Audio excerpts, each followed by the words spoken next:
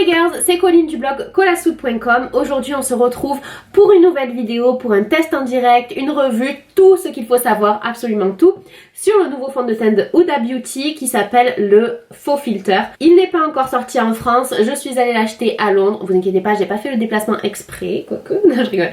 Non, j'ai été invitée à une fête par Makeup Revolution et du coup j'en ai profité pour acheter le fond de teint Faux Filter de Huda Beauty parce que j'avais trop hâte qu'il sorte en France et comme d'habitude on est toujours en retard, donc j'en ai profité d'aller chez Harrods pour acheter ma teinte, donc qui est Cheesecake. Je vais absolument tout vous dire sur ce fond de teint, mais avant, si vous regardez cette vidéo le 5 novembre, c'est le dernier jour pour participer au concours et tenter de gagner une palette Desert Dusk de Huda Beauty puisque c'est ma marque préférée, ou alors une séance de coaching maquillage privé avec moi via Skype. Je vous mets toutes les informations dans la barre d'infos et dans le petit i si ça vous intéresse. Vraiment ça finit le 5 novembre, donc participez. Donc le fond de teint de Huda Beauty s'appelle Faux Filter, hashtag Faux Filter, tout simplement parce qu'en fait son but c'est de créer un filtre naturel, de magnifier la peau mais de donner quand même un effet hyper naturel, et pour ma part je trouve que c'est complètement réussi, mais je vous en parlerai par la suite. Donc c'est un fond de teint crème qui convient à tous les types de peau. Si vous avez la peau sèche, voire très sèche, il vous conviendra. Selon Huda, moi j'ai la peau normale à mixte et il suffit de le poudrer un petit peu là où vous brillez et il conviendra parfaitement. C'est un fond de teint qui est hyper couvrant pour ma part, une pompe et demie ça suffit pour tout mon visage parce que voilà, il est très couvrant mais il donne un effet, vous voyez, quand même très naturel. Le fini est mat mais quand même assez lumineux, donc ça fait vraiment quelque chose de naturel, vraiment comme si c'était la peau en mieux. Donc pour le coup l'effet filtre il est parfait et ça fait pas du tout d'effet masque, donc ça c'est génial aussi. Ce fond de teint est en fait bien plus qu'un simple fond de teint parce qu'en fait il contient des ingrédients. Donc ça c'est Dixit, le Snapchat de Huda Beauty. Si vous êtes fan de la marque comme moi, je vous conseille de l'ajouter sur Snapchat parce qu'elle donne vraiment plein d'infos. En fait c'est un fond de teint qui contient également des ingrédients que l'on retrouve dans les crèmes de soins, notamment dans les crèmes anti-âge, etc. Par exemple on retrouve il me semble de l'eau de rose et on retrouve également de l'huile d'argan, donc qui est connue pour ses vertus entre guillemets anti-rides, pour assouplir et raffermir la peau, donc c'est génial. Il y a également de l'acide salicylique, c'est en gros entre guillemets de l'aspirine, et son action sur la peau c'est qu'il régénère les cellules en fait de la peau, donc il permet de se débarrasser des imperfections beaucoup plus vite et il réduit également les microbes, donc ça permet de garder une jolie peau. Pour le coup, ce fond de teint est bien plus qu'un fond de teint. Et enfin, c'est un fond de teint qui est waterproof, il résiste super bien sur la journée, donc on va faire le test aujourd'hui ensemble, on va voir combien de temps je vais le garder et je vais vous montrer ça tout au long de la journée, comment est-ce qu'il réagit, etc. Mais c'est un fond de teint qui tient super bien pour l'avoir déjà testé. Et c'est un fond de teint qui est également waterproof. Vous avez plein de... encore une fois sur le Snapchat, je suis vraiment désolée si je suis un petit peu down, mais c'est parce que je suis hyper crevée et hyper malade. Et du coup sur son Snapchat elle a fait également plein d'essais, elle a montré vraiment sous l'eau en frottant, etc. C'est vraiment un fond de teint qui tient hyper bien. Le Faux Filter de Huda Beauty est disponible en 30 teintes, donc qui ont été divisées en 5. Donc vous avez Fair pour les peaux très claires, vous avez Light pour les peaux claires, vous avez Tan pour les peaux non, vous avez Medium, ensuite vous avez Tan pour les peaux mat, et ensuite vous avez Rich pour les peaux foncées. Donc personnellement moi j'ai choisi Cheesecake qui est la dernière teinte, c'est la teinte la plus foncée des teintes light. Donc voilà, c'est ma teinte d'hiver. Et vous avez également 4 sortes de sous-tons: neutre, doré, rouge et bleuté. Donc bleuté c'est pour les sous-tons froids. Donc moi ma teinte c'est Cheesecake 250G. Donc G c'est pour golden, donc c'est à dire un sous-ton doré, donc un sous-ton chaud. Et si vous me suivez vous savez que je vous dis à chaque fois j'ai un sous-ton neutre, j'ai un sous-ton neutre. Sauf qu'en fait ça dépend vraiment en fonction des marques. En fait chez certains je vais être doré, chez certains je vais être neutre. C'est sûr que je ne suis jamais froide, mais j'ai aussi un sous-ton beaucoup plus doré sur le corps plutôt que sur le visage. Sur le visage je suis plus pâle, donc du coup comme vraiment l'important c'est de matcher son fond de teint à son corps pour éviter, voilà, quand on porte des mini décolletés comme ça, pour éviter d'avoir deux couleurs différentes, c'est important de choisir en fonction de la couleur de son corps et du sous-ton de son corps. Donc moi je suis beaucoup plus dorée au niveau là de la poitrine, etc. Donc c'est pour ça que j'ai choisi doré, mais chez d'autres marques, par exemple chez Makeup Forever, je serai neutre. Donc c'est vraiment important également de tester le fond de teint. J'ai oublié de vous dire qu'on n'a pas encore de date de sortie en France, donc ce sera en novembre, mais on ne sait pas encore quand. Vous pouvez acheter le fond de teint sur le site de Harrods et sur le site de Selfridge qui livre en France. Il me semble que chez Selfridge il est moins cher, il est à 31 euros, alors que moi je l'ai payé 31 livres chez Harrods, c'est-à-dire 37 euros. Donc il me semble qu'il est un tout petit peu moins cher chez Selfridge, mais j'ai l'impression que le mélange des informations ça ne me plaît pas du tout. Tout ça pour vous dire que je vous conseille d'attendre de tester en magasin pour vraiment trouver la teinte qui vous correspond. Mais si vous êtes hyper pressé, je vous conseille d'aller voir mon article sur le blog où vraiment je vous explique tout à propos de ce fond de teint, et j'ai également linké vers un autre article de Huda Beauty qui donne en fait des correspondances entre certaines marques et certains modèles de fond de teint avec ses propres fonds de teint, et c'est là qu'on se rend vraiment compte qu'en fait d'une marque à l'autre ça va être un sous-ton chaud, un sous-ton froid. Par exemple il y a chez Fenty ça va être un sous-ton chaud, alors que chez Huda c'est un sous-ton froid, et que chez Marc Jacobs par exemple c'est un sous-ton froid aussi. Donc voilà, ça dépend vraiment des marques, donc je vous conseille de tester, c'est vraiment la meilleure solution. Du coup, une fois que vous connaissez votre sous-ton, je trouve que c'est hyper pratique pour trouver sa teinte, parce que par exemple, donc moi je sais que j'ai un sous-ton doré et j'ai envie d'en prendre un petit peu plus clair pour l'utiliser en anti-cerne, donc du coup je sais qu'il faut que je cherche tac tac tac le sous-ton gold qui est en dessous. Il me semble que c'est le dernier de la teinte fer, il me semble, et du coup je pourrais l'utiliser en anti-cerne. Et pareil du coup quand vous bronzez ou quand vous débronzez, vous savez exactement lesquels sont adaptés à votre couleur de peau. Donc on est d'accord que pour l'instant ce fond de teint a tout bon. Est-ce qu'il a des mauvais côtés? Oui, j'ai envie de vous dire, bon c'est pas le pire, vraiment c'est pas du tout le pire, mais c'est vrai que c'est un tout petit peu décevant. C'est au niveau du packaging, en fait vous voyez le packaging il est super beau, il est classouille, en plus il y a une pomme, donc ça c'est très très pratique. Sauf que c'est vrai que j'ai été un petit peu déçue parce qu'il fait un peu cheap, en fait c'est vraiment du plastique, et il fait plus cheap par exemple qu'un fond de teint, de chez Make Up Forever qui est en plastique également, mais qui paraît de meilleure qualité. Voilà, c'est pas énorme, mais on se dit quand même que pour un fond de teint qui coûte environ 37 euros, je pense qu'il va être vendu à environ à ce prix là. Pour un fond de teint à 37 euros, on se dit qu'on aimerait peut-être avoir un packaging un petit peu plus fancy. Donc voilà, c'est un tout petit peu dommage, mais après voilà, c'est pas non plus la fin du monde. Vraiment l'important c'est la qualité de la formule, de l'application, etc. Le packaging ça passe après, mais je voulais le signifier parce que même si je suis fan de Huda Beauty, je reste quand même objectif. Donc maintenant que je vous ai fait une présentation du fond de teint, je pense qu'on va passer à la partie qui vous intéresse le plus, c'est-à-dire l'application. Est-ce qu'il tient, quel est le fini, quel est mon ressenti, etc. Donc c'est parti, je passe tout de suite à l'application du fond de teint. Pour celles qui se posent la question, ce maquillage sera partagé sur mon blog dans la section Get the Look, donc colaswood.com, si vous voulez aller faire un tour pour voir tout ce que j'ai utilisé pour ce make-up, quelles sont les teintes, etc. Alors c'est parti pour le test d'application. Excusez ma tête hyper fatiguée, c'est pas le meilleur jour pour... Enfin si quoi que peut-être c'est le meilleur jour pour tester ce fond de teint vu que je me mouche littéralement toutes les 5 minutes. Ce qu'il faut savoir c'est que quand vous achetez le fond de teint donc de Huda Beauty, il arrive dans une boîte comme ça que j'ai complètement explosé parce qu'il fallait que je l'enlève pour l'aéroport. Et en fait vous avez un petit échantillon du primer. Donc du coup comme je ne l'ai pas encore testé, bah, ça va être l'occasion, on va l'essayer ensemble et je vais le mettre que sur une partie, que sur cette moitié du visage, comme ça on verra s'il a vraiment un effet au cours de la journée, etc. Ah, je trouve que j'ai l'impression qu'il y en a vraiment pas mal dans cet échantillon. Donc la texture elle est assez épaisse et c'est un primer qui est hydratant mais qui apparemment convient à tous les types de peau, donc on va voir parce que moi j'ai tendance à briller sur la jaune thé pendant la journée. Donc je le mets que sur une partie du visage, je le mets bien sous le nez parce que vu que je me mouche 10 milliards de fois, je pense que ça va être intéressant de voir si ça fonctionne.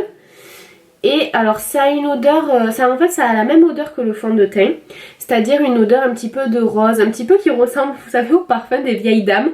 Mais moi j'aime bien et en fait après l'odeur elle s'estompe, donc pour moi c'est pas du tout un problème. Au niveau de l'application, la marque a conçu un pinceau spécialement pour appliquer le fond de teint Huda Beauty. J'ai voulu l'acheter mais il n'y en avait plus et je pense que c'était finalement pas une mauvaise chose parce que j'ai un pinceau qui à mon avis fait très bien le job, qui est le Flat Kabuki F80 de chez Sigma. Donc bon, il n'est pas de première propreté mais c'est pas grave. Et en fait, à chaque fois que j'ai vu Huda appliquer le fond de teint, en fait elle fait plus des petits tapotements comme ça plutôt que un essuyage on va dire. Donc du coup je trouve que ce pinceau est très bien et moi ensuite j'utilise le Beauty Blender, celui-ci vient de chez Primark et il est génial.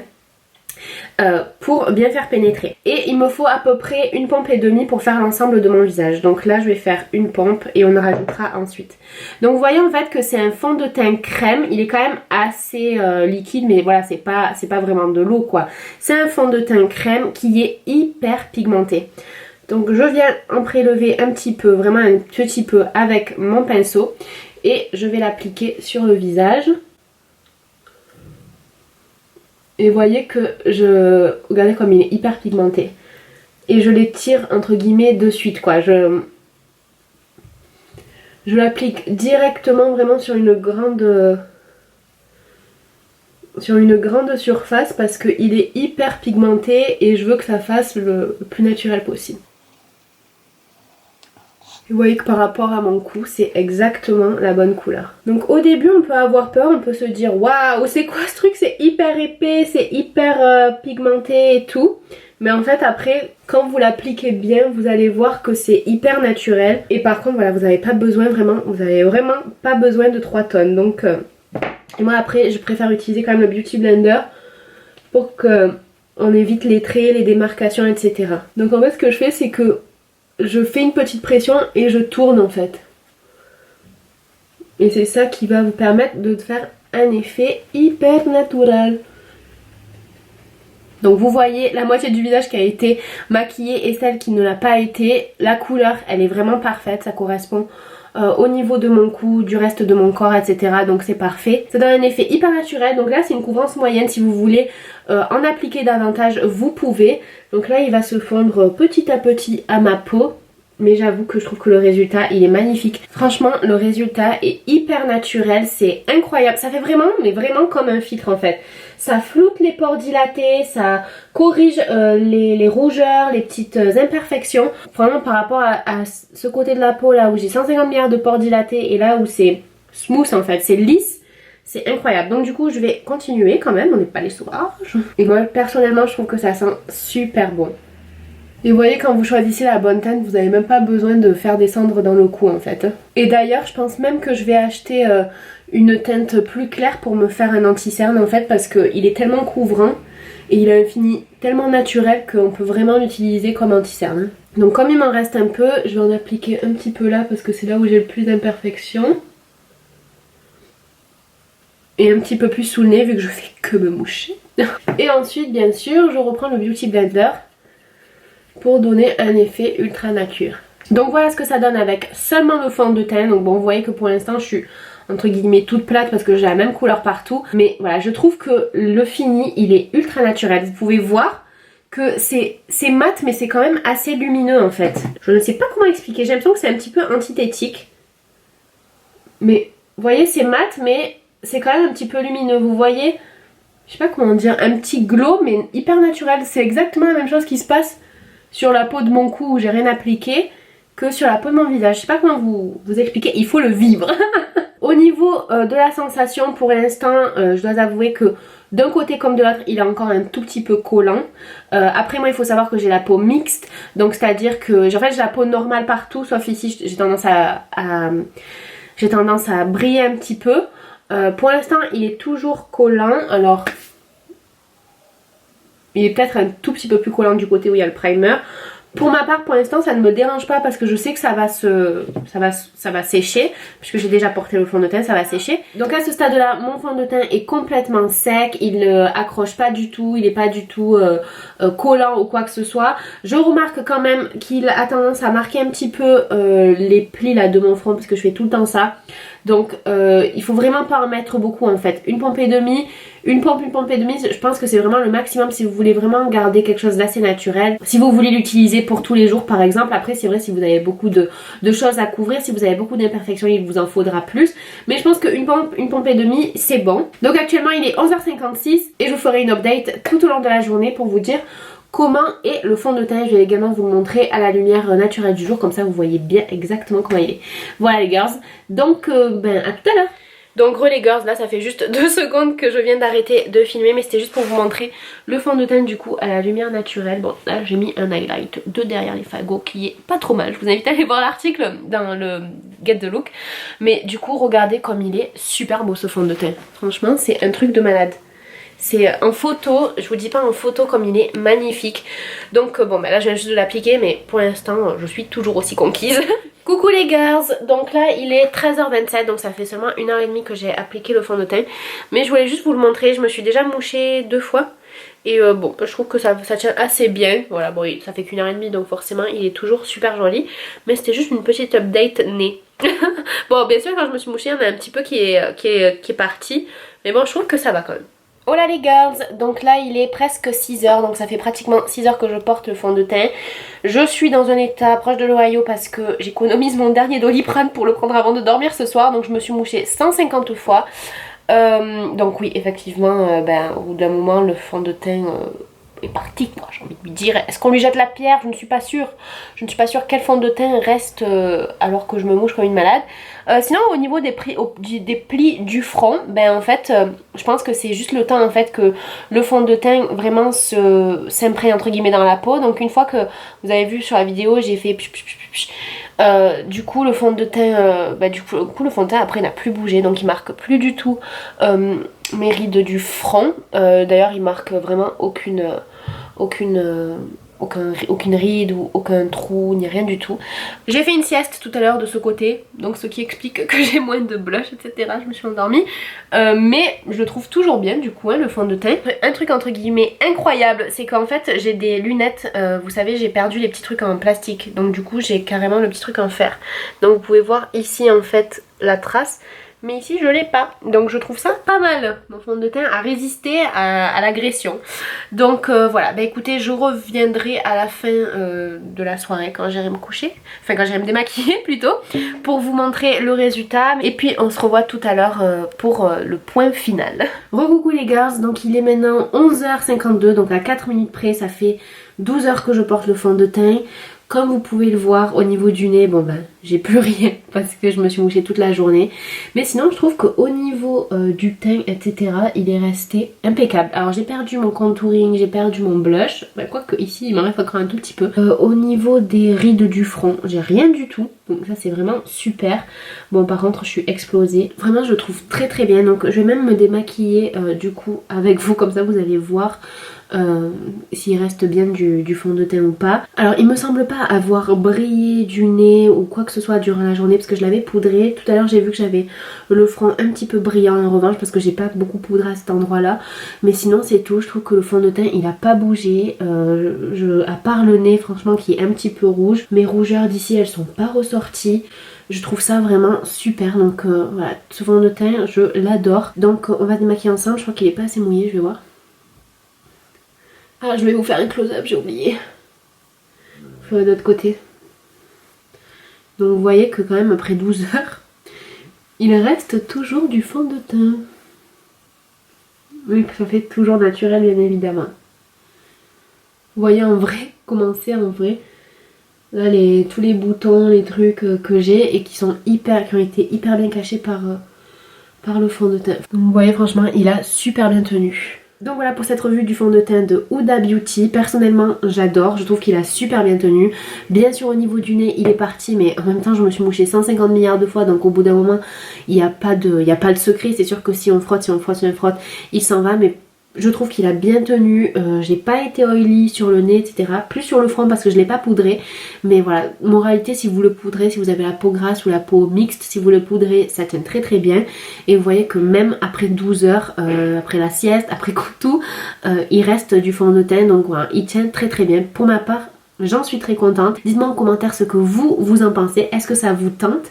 Et puis je vous fais de gros bisous. Je vous dis à très vite. Mettez-moi un petit j'aime sur la vidéo, ça me fera toujours plaisir. Et abonnez-vous, pourquoi pas. Ça ne mange pas de pain. L'expression des années 10. Donc je vous fais de très gros bisous et je vous dis à bientôt. Bisous.